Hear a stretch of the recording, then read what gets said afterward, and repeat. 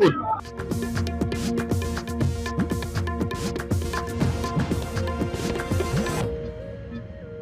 आपण बघू शकता की मोठ्या प्रमाणात जे आहे ते जेलवर आंदोलन सुरू आहे। सध्या वेळेला आपल्यासोबत अनेक शेतकरी नेत्यात त्यांनी त्यांना संवाद साधला। काय म्हणते सर, न्यायालयाच्या आदेशाचा आपण मान ठेवतात, काय जेलवर आंदोलनाची काय भूमिका असणार, काय सांगाल?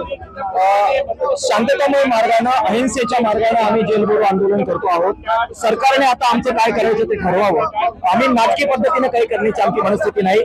आम्हाला जितके दिवस जेलमध्ये ठेवायचे तेवढे दिवस ठेवा। आम्ही शांततामय मार्गाने स्वतःला हवाली करतो आहोत। कोणत्याही प्रकारचं नाटक नाही। आम्हाला न्यायालयाचाही अवमान करायचा नाहीये, मात्र शेतकऱ्यांच्या भावनांचा सुद्धा आम्हाला प्रतारणा करायची नाहीये।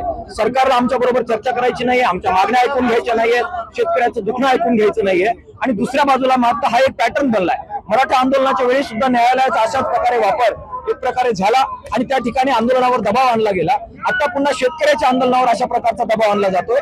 ही एक भयानक गोष्ट आहे की लोकशाही वाचवण्याची लढाई आता झालेली आहे आणि म्हणून लोकशाही वाचवण्याच्या लढाईचा भाग म्हणून आम्ही आज निघालेलो आहोत।